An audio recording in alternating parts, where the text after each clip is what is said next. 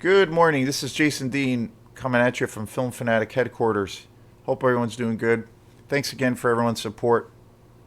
The numbers have been every day slowly building up with people subscribing to this channel, and the views have been popping up more and more. So I really appreciate the support, love and support that you guys have been giving me. People that I know and people that I don't know. The This whole thing has been a lot of fun. I'm moving forward into getting into some editing, so stay tuned for that. I'm trying to move into being able to customize the videos a little bit more and get a little bit more creative. I had some issues before, as people know, and I've mentioned before. I'm not. My strength is not technology, so I've been learning slowly, baby steps, and I realized over some time that the computer that I use for this show is not compatible with virtually all of the software that is available for editing YouTube videos. So I'm in the process of getting an extra device where I can start doing that and get a little bit more creative with the picture and sound and music and some editing things. So stay tuned for that. That's again, it goes back to, I look at this whole thing as like a work in progress. But in the meantime, as I try to develop those skills and get the right, uh, you know, computer and setup that I can do those things, I'm going to still be cranking out these videos. So I really appreciate everyone's support. It's been a total blast. Everything is, like I said, a work in progress. So starting off, I figure I'd talk about some events that are related to this channel and other things like I usually try to do. This Saturday, I was supposed to have my first Film Fanatic event where I was going to be hosting it here at my house. We were going to be doing a live watch party where we were going to watch Freddy versus Jason, and it was going to be tied into my coverage of the first franchise that I covered on this channel. But unfortunately, it was scheduled for this Saturday, but unfortunately, some other things have come up. I've had to cancel it, so I apologize to the folks who were set on coming. It will eventually happen. It's been It's the second time I've had to move it around. On a lot of other ways, the logistics of it, it's pretty easy for me to actually set it up because I'm going to be hosting it at my house or my place here in Northport. But stay tuned for that. It will eventually happen. We'll have this watch party, and the intention is to have the movie shown, and we're gonna like record it for a live video, and then put it up on YouTube, and I kind of envision it to be a pretty fun thing to try and to do, and people's reactions, people who might or might not show up, and then also a few of my friends and people that I knew that were going to come had not seen this movie. So that's part of the allure of it. But stay tuned for for us having it at some point. It will probably be on like a Friday or a Saturday. I did have For about 3 weeks. I've had an event page set up on Facebook, and I made a statement about having to unfortunately cancel it. But it will happen. So stay tuned for that. The other thing is related to Quantum. We have a great show coming up with my really great friend Tom Luther. He has an amazing electronic group, Sphere Music. We're going to be doing a show at the Poor Farm on February 13th, and it's again tied into what I'm talking about. It's on Friday 13th, which is pretty funny. So that's going to be a blast. Super excited. Tom is amazing. He's one of the most talented people I know. His new project that he's had for the last 6 months or to a year at Sphere Music is just incredible. We did a show at the Poor Farm last summer or this summer, and it was just a total blast. So stay tuned for lots of promotion around that show. I'm also in the process of putting together some other shows. So I'm trying to keep the. I felt like this summer was really great for the band. We had a new album that came out, and I felt we especially towards the end or midsummer, we felt like we kind of rode some. We were riding some extra a wave, and we're building some extra momentum. Also, being that we had an album come out in June. In Dreams, I Saw Chapter One, and that was, a blast. And we played. We tried to play a lot of shows to help promote that album, and the album has sold really well. And we really appreciate people supporting. We've had a lot of new faces at the shows, people that I know personally who have known about the band for a long time because we've been doing it for a while now, but for various reasons, we're never able to come out to any of the shows. But I noticed a lot of those folks coming out to our shows this past summer. So to a degree, I feel like we kind of reached a little bit of a new audience, and maybe had some new, made some new fans along the way. So being that we kind of got, felt like we were riding a wave, I wanted to try to keep this going. It's harder during the winter because most of the shows that we end up playing or that we have been playing are outside for like kind of summer, kind of centered around like a summer event scenario. So there are lots of gigs to be had during the winter, but it's a little bit harder and challenging, the logistics of it. But I'm slowly trying to build and get some more shows for to kind of still this keep this momentum going. When we recorded in Dreams I Saw Chapter One, we were coming from a place of where we had a lot of downtime. We didn't The band was not playing any gigs for about a year and a half. We did After about 6 or 7 months, we did start rehearsing again as a band. But during all that downtime, I wrote a lot of material for Quantum, and we rehearsed a lot of the material. And then we ended up playing quite a few gigs that summer, which I wasn't expecting. And it was started by my friend Tom Luther. We played at this electronic music festival that he created. It was actually at the Poor Farm. And that kind of got the ball rolling. And then after that, which was in that July, we started playing quite a few other gigs right up until December of that year. And that spawned the idea of maybe we can record, because it's been quite a few years. At that point, it was like almost 4 years. We acquired all this new material, and then with the gigs that we ended up having, we got to play out we got to play those tunes out a lot. So that really helped develop everything. So we ended up recording, but we ended up having so much material that initially I thought maybe we can release a double album. But then after we recorded all of the music, kind of thought, well, maybe that's a little bit too ambitious, so we decided to break them up into chapters. So Chapter 2 was recorded at the same time, and it's another full-length album. So that's basically all set and ready to go. It's on the back burner. The logistics around it, as far as the actual album itself, is pretty much all done. We will probably release it in the spring of next year. Wintertime, I find, is a really tough time to release any new music, but we'll probably put it out in the spring. So stay tuned for that. I think that the whole set of albums, I kind of feel, for me, personally, I kind of look at it as a concept album to a degree. It was all recorded during, and all the music, the majority, about 90% of the music, was recorded during the start and the height of the pandemic. So I think it's reflected in a lot of the music to a degree. So it was kind of about a lot of personal experiences that I had during that period, and I know a lot of other people had similar experiences around the whole craziness of that time. So for me, it's pretty much like a concept album,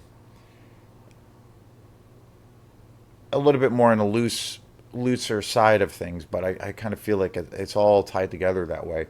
But I'm excited about putting out the second album.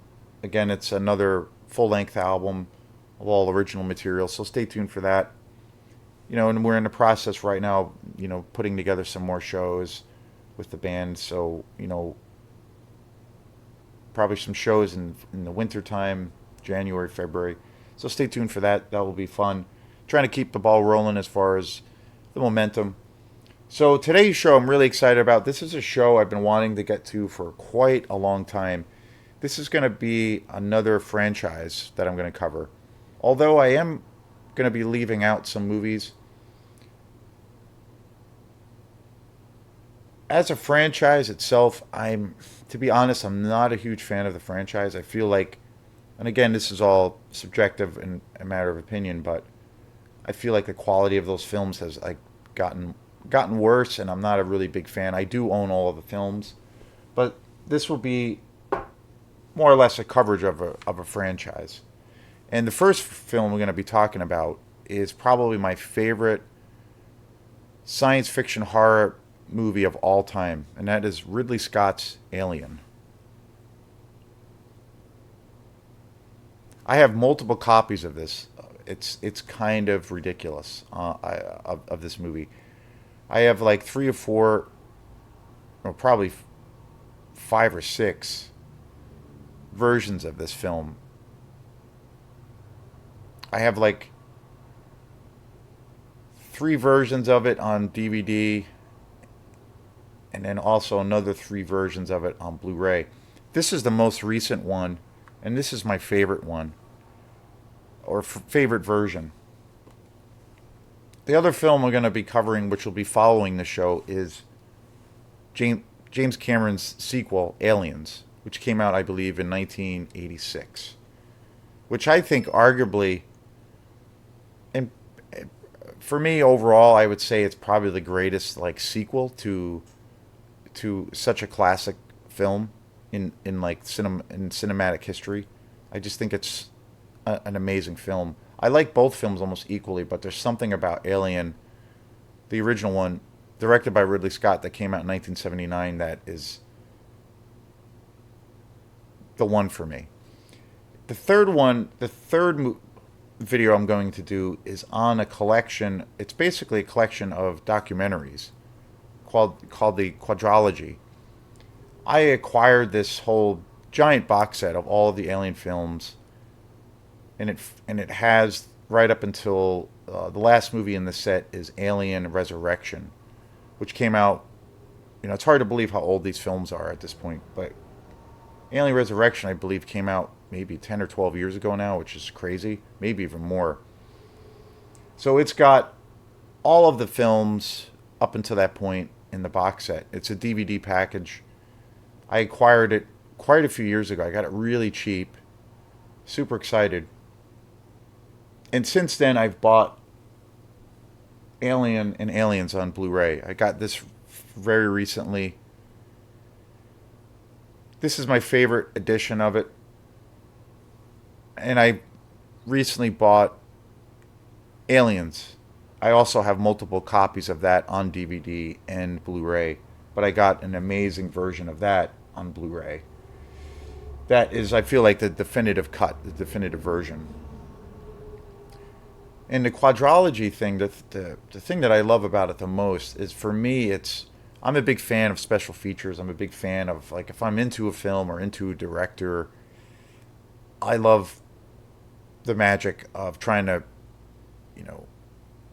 find out about how these, epic movies were made and created, and like I love hearing about how the wheels to that machine function, and what influenced the directors, and and the whole process of how the story was written, who directed the film, the cinematography, the score, everything.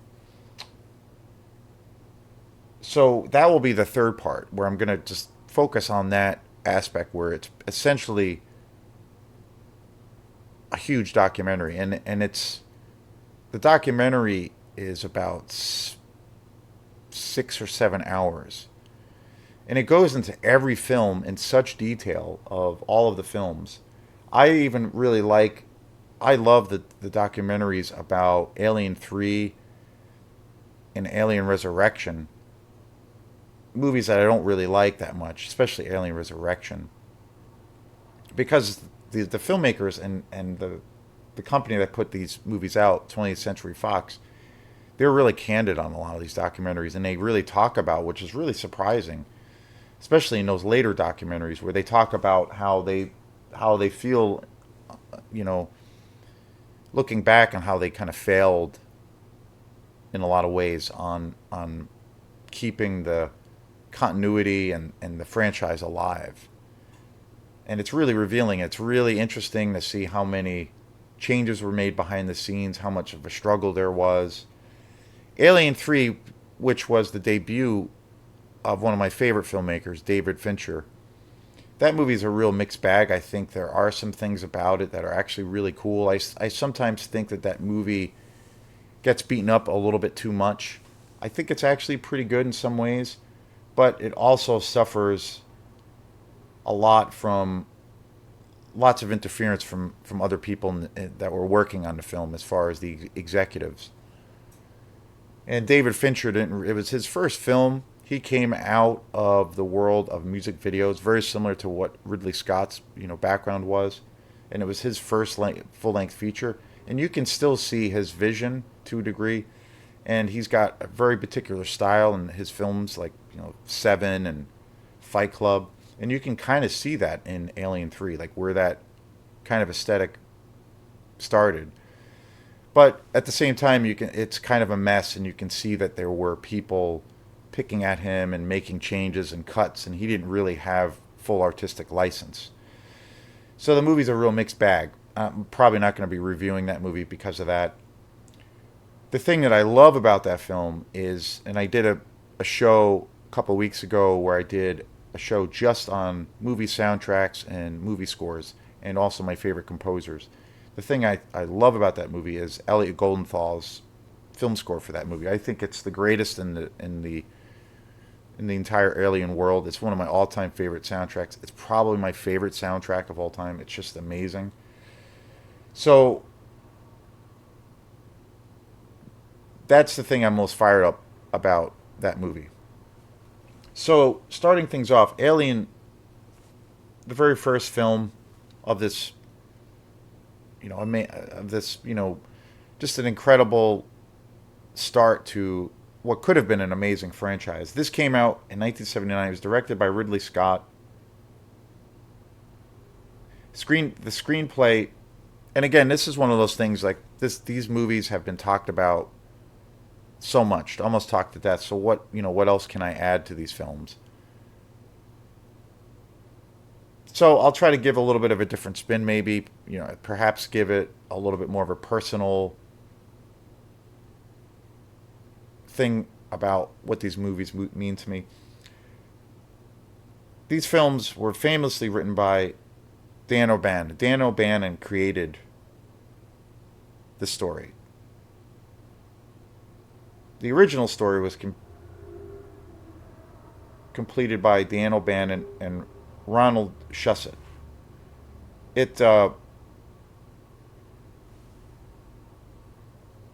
started from their creative minds.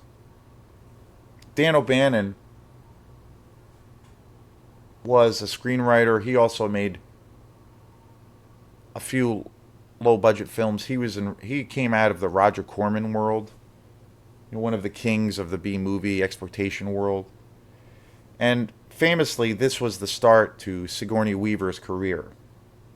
She plays Ellen Ripley, one of the most iconic heroes in all of cinematic history. This film was her debut, and this is what put her on the map. It's one of the greatest roles ever. Tom Skerritt, also one of my favorite actors of all time, one of the greatest character actors. He plays Dallas. Veronica Cartwright plays Lambert. Again, such an amazing role. The amazing and iconic John Hurt plays Kane. Harry Dean Stanton plays Brett. You can't get any better than Harry Dean Stanton. He just recently passed away.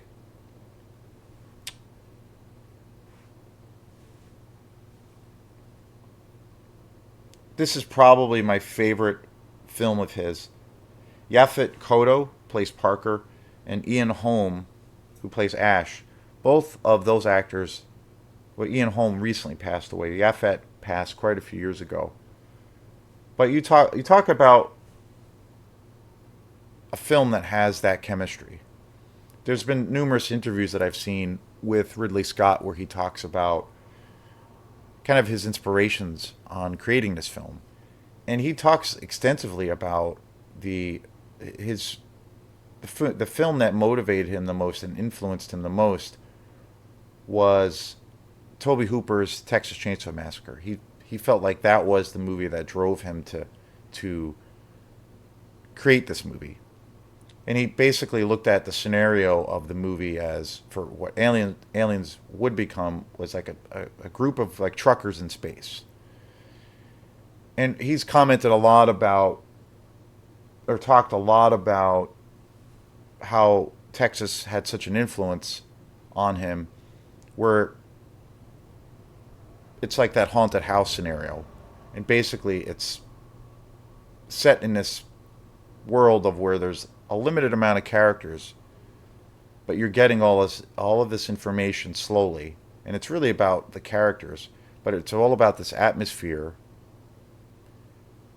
and the real kind of grit to, and hopefully creating an atmosphere that has this like grittiness to it, has a certain dirty quality, and everything. The environment feels like it's lived in by real people.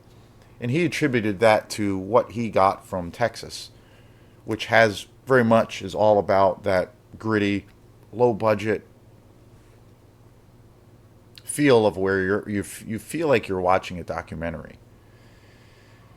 The most famous scene, obviously, in this film is the big chestburster scene. That's one of the most iconic films. And again, I just started watching these films.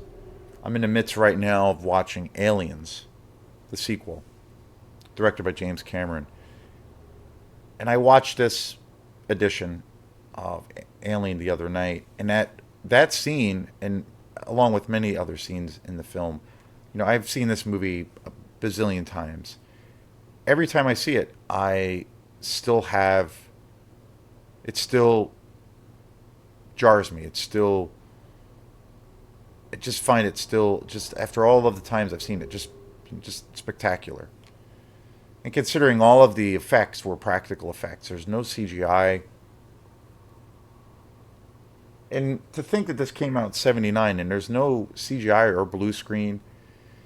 The shots of the where the whole movie takes place is on this ship called the Nostromo. And the shots of where they are in space, and you're just getting the sense of like the scale and the scope and the atmosphere of them being in space. It's just incredible. Like, it's amazing how real it looks.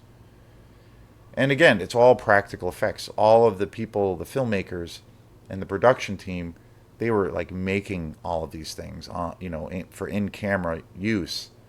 So it just has this quality to it that, I don't know, it's just so believable. Everything, like the Nostromo itself, the ship itself, just feels like it's run down, it's been lived in, it's got this real grittiness to it.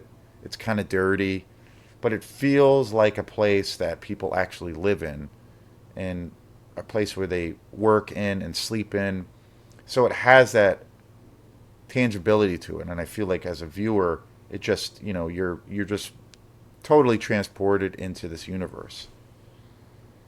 And to think that this came out in 1979, it's pretty miraculous how magical, how magically skilled the filmmakers were for creating this. And Ridley Scott, with his background as being a music video, he was also, this film was put out, all of these films were put out by Fox, 20th Century Fox, one of the biggest studios at that time. And it still is a force, but at that time, 20th Century Fox was one of the biggest studios in Hollywood. The filmmakers had this idea when they picked up and agreed to work with Dan O'Bannon. Originally, they were going to have him as the director, and they tried, and things didn't quite work out, and then they were scouting out for new directors that they wanted to use. They wanted to try to use somebody that had a really unique artistic vision and somebody who was kind of unknown. The executives and the producers of Fox came across a movie called The Duelist, which was Ridley Scott's first movie. And it's basically a film that's centered around this duel that takes place during the 1600s with John Carradine and Harvey Keitel. I did a show way back when on my Facebook page about that film, and I recently bought that film. I had heard about that movie for years and years and years, and I never got to, never saw it. And I love Ridley Scott, particularly the early part of his career. And I kept hearing it. This movie, The Duelist, is amazing. And then I finally found a copy of The Duelist, and I have it on DVD. I'll probably do a show on Film Fanatic about The Duelist.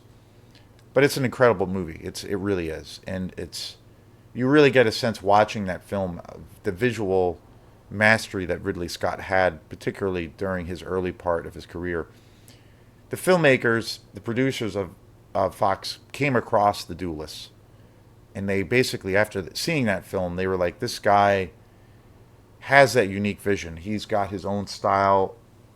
He's unknown, and he's got this amazing way of showing the visual aspect of the film." So they hired Ridley Scott based off of The Duelist. And if anybody checking out this video, if you love Alien or you love Ridley Scott, particularly like when he first came onto the scene, I highly recommend The Duelist. It's a pretty amazing movie. I've only seen it a couple times, but seeing that movie, you really see how, what was the allure by, from the perspective of the studio executives at Fox, as to why they were like, wow, we gotta get this guy. He's got that special thing.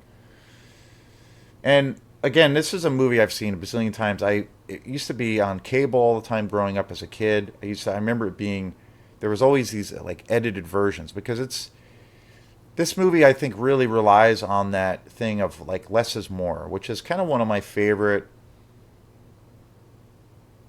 I look at it as like to a degree like a work ethic, or like in the world of creativity, I look at it as something I'm always thinking about and focusing on. And I feel like the whole less is more thing is about, one of my favorite quotes from one of my favorite all-time musicians was by Miles Davis, the famous jazz player, the iconic, jazz musician. And I remember reading something where he was talking about, it's not really about the notes that you play, it's really the space between the notes of the music. And it always stuck with me. And I always gravitated towards that idea of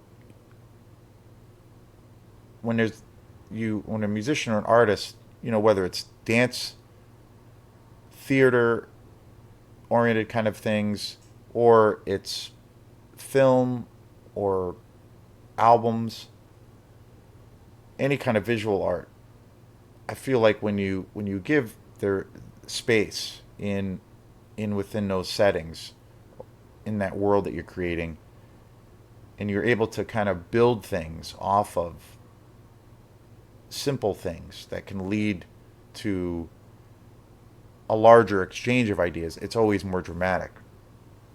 And Ridley Scott, particularly in his film, was a master of like the less is more, because you actually don't see that much, but it gives you so much room for your imagination. That's also something, an aspect I feel that Ridley Scott adapted from Tobe Hooper's Texas Chainsaw Massacre.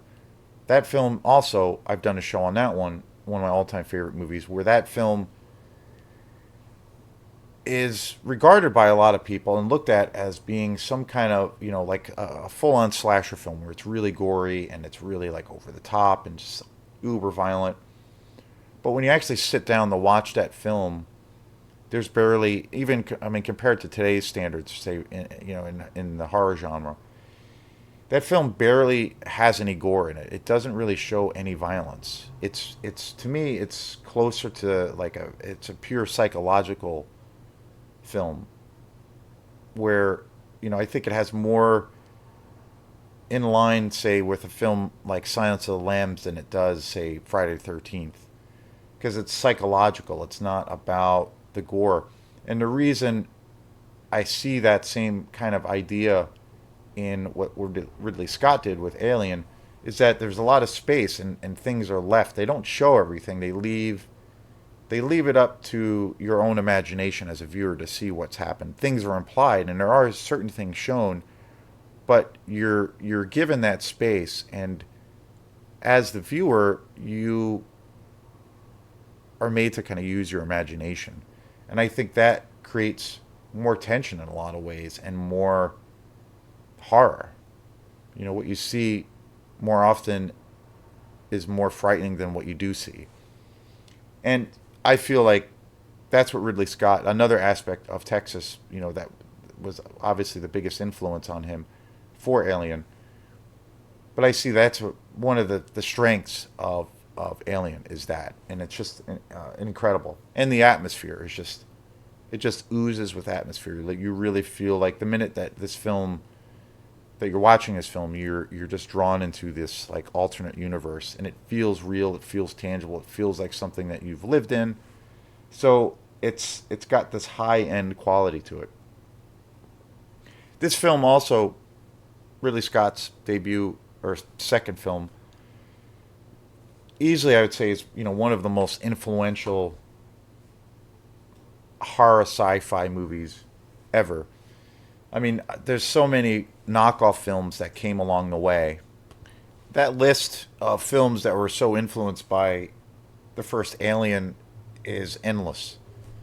I kind of equate it to, like, say, when The Matrix first came out, with the whole kind of invention of the whole bullet time sequence, or the bullet time aspect of that film, which was pretty breathtaking, completely innovative, but that particular thing was used so much in virtually every movie after that that had any kind of shred of action to it, to a degree, even in films that were not so action driven.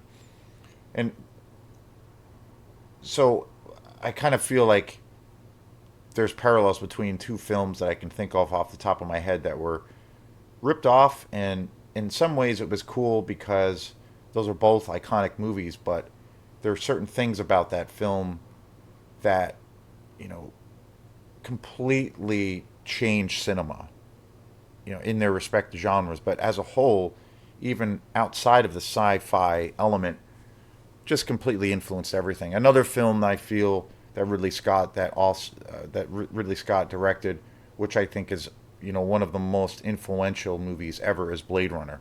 I mean, just amazing. That will be a show probably in the future, or it should be a show in the future. So the reach and the grasp, the scope of what Alien from 1979 has done is limitless as to see how much of an impact that's had. Anytime I see a list put out, say on YouTube, or just critics in general, about like the top 10 or 20 horror movies of all time, Alien is always on top. Even if it's, say critics I don't really agree with or have lots of disagreements with about what they like or don't like. Like, that movie is just so universal that regardless of your taste, or your perspective, that movie is so strong and just such an epic that it automatically reaches the top of the list.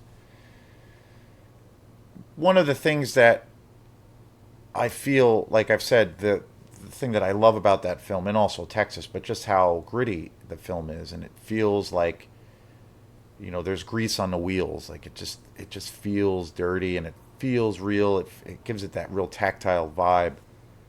With the other films in the franchise, especially the more recent ones that came out that Ridley Scott directed, Prometheus, I have mixed things about that. When I first saw that film, I didn't really like it. There's parts of it that I actually kind of like a little bit more that I've seen it. I remember watching it fairly recently, and I kind of liked that movie to a degree. It was better. It was more original. I think Ridley Scott was trying something different. It's tied to the Alien franchise. Covenant, that he also directed the follow-up, which I think is not a very good movie at all. Prometheus has some things about it that I think are really interesting, and it's kind of a standalone movie. But the thing that I don't like about Prometheus, and especially Covenant, is like these films. One of the biggest problems I've had with those films and the franchise, especially, but especially Prometheus and especially Covenant, and I've had discussions with it with other people, is the sequence, the order, and the timeline of the universe of Alien. All of these films are taking place way before, you know, many years before Alien, the original, and the technology in 1979, 1979's Alien is it's very high tech. Obviously, it's a uber super, you know, futuristic sci-fi horror epic. So the technology is really high level, but there's certain things about the technology where, you know, it's still developing. It's not, stuff can break down. It's lived in, it's weathered. It's not so ridiculously clean and polished and so high tech that it doesn't rely, say, on problem solving by where people have to like how to figure out how to get sit into a room and figure out how to get themselves out of the situation. Technology can't really do that, so there it comes to the core of like a group of people trying to fight to survive. And the technology is good, but it's not so incredibly heightened to where information is, you know, so readily available for them, or solutions are so readily available. So it has this grittiness to it. With Covenant and Prometheus, the technology, from the technological aspect of those films, the the technology is like way more advanced than anything in the 79 version. It's so over the top. There's so much use of where technology, as far as from a computer standpoint, and with the the way the ships run, the way they're able to acquire information through their computers, to even the weapons, the weaponry used in those films. It's so incredibly heightened and over the top that for the timeline it doesn't make any sense. That suddenly, when 79 came around, the technology kind of, to a degree, went away or was kind of downgraded. So I feel like those universes don't connect in any way, even from that perspective alone. So it's hard, I feel, investing myself in that universe, because really, Alien, the strength of Alien is the world that you're being pulled into. So when you see worlds, subsequent movies that are supposed to be prequels, where the world suddenly has this incredibly high level of technology at everyone's disposal, where they can use them for virtually everything, for seeking out information, problem solving, the way the ship's capabilities, the weaponry. When it's so highly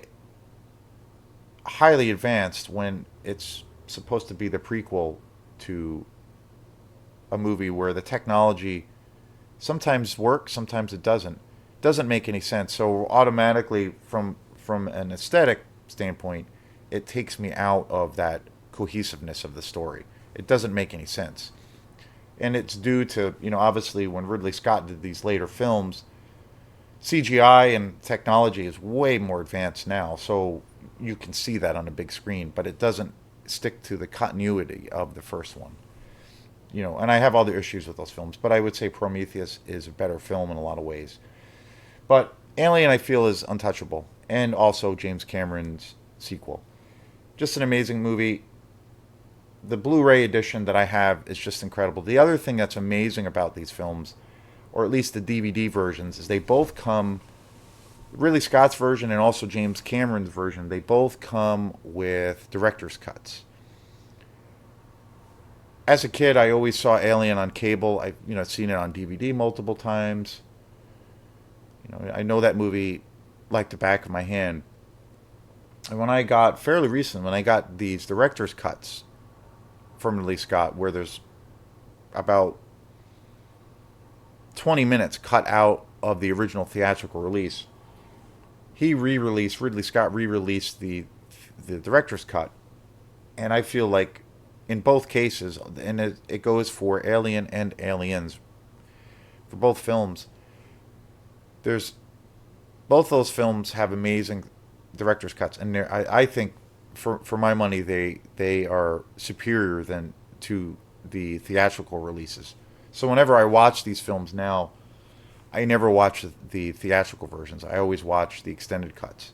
And there's the thing I love about that aspect of it is there are like some really giant scenes that are now in the director's cut that I feel make the story even more interesting, and it connects the dots even more. It gives everything a little bit more of a darker tone. Just amazing.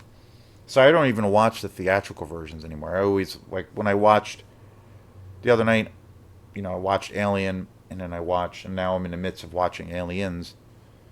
I automatically just go to the director's cuts, and both editions have a really cool like introduction by Ridley Scott and James Cameron, and they kind of talk about you know why they feel that after all of these years, these films are just superior. They just give you a full they everything is fully realized, and you really see the difference as a viewer and as a fan, I think, of these films. So Alien, got to see it.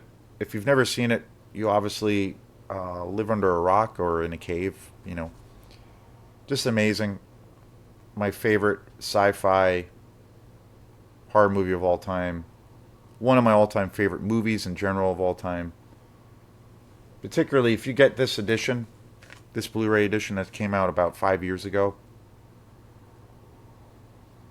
that has the director's cut. It's the greatest thing ever. So this is Jason Dean.